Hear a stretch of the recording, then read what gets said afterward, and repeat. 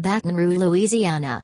AP, Louisiana voters will decide Saturday which Democratic state senator from New Orleans gets promoted to Congress, ending an acrimonious clash between two legislative colleagues who have both sought the U.S. House seat in previous elections. Troy Carter and Karen Carter Peterson have traded accusations of desperate campaign attacks and lies in a runoff competition where the two candidates have only modest policy differences to distinguish them. The 2nd District seat, representing a majority black district centered in New Orleans and extending up the Mississippi River into Baton Rouge, is open because Cedric Richmond left the position shortly after he won last year's election to work as a special advisor to President Joe Biden. Richmond endorsed Carter, a former New Orleans City Council member, in the race. If Peterson wins the election, the former chair of Louisiana's Democratic Party will become the state's first black woman elected to Congress. Polls close at 8 p.m. Carter and Peterson reached Saturday's runoff after they emerged as the top vote-getters among 15 candidates in the March primary. Carter raised more campaign cash in the competition. The two state senators differed more in style than substance, though Peterson positioned herself as the more liberal candidate.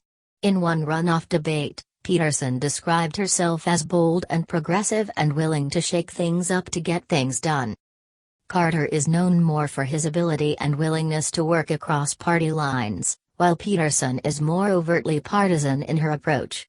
She suggested Carter cozied up to Republicans to boost his campaign, while he said Peterson's dogmatic approach damaged her ability to pass legislation.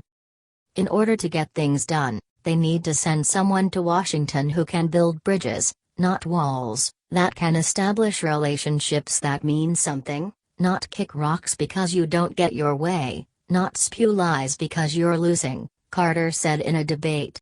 Listen, I've demonstrated a willingness to work with people.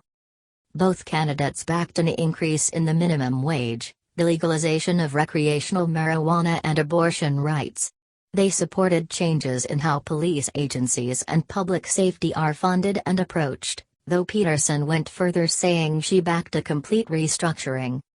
This system wasn't built to protect black and brown people, she said. We can't just reform the police. We need to reimagine public safety. Both Carter and Peterson said they support the idea of Medicare for all. But while Peterson fully embraced shifting to a government-run, single-payer plan, Carter said he'd like people to have the option of retaining employer-financed coverage. Across the campaign, they traded accusations. Carter hit Peterson on her many missed votes in the Louisiana Senate. Peterson slammed campaign donations Carter received from people and entities tied to the oil and gas industry. She made support of environmental justice for poor communities facing greater health risks from pollution one of the cornerstones of her campaign. Carter hammered Peterson for suggesting she helped establish Louisiana's Medicaid expansion program, which was started by Governor John Bel Edwards and required no legislation. He noted that when she was head of the Democratic Party, she discouraged Edwards from running for governor. They each touted high-profile endorsements. Peterson had backing from voting rights advocate Stacey Abrams, progressive U.S. Representative Alexandria Ocasio-Cortez of New York and New Orleans Mayor LaToya Cantrell, among others. In addition to Richmond's endorsement, Carter had backing from No. 3 House Democratic leader James Clyburn of South Carolina, New Orleans District Attorney Jason Williams and every black member of the state Senate besides Peterson.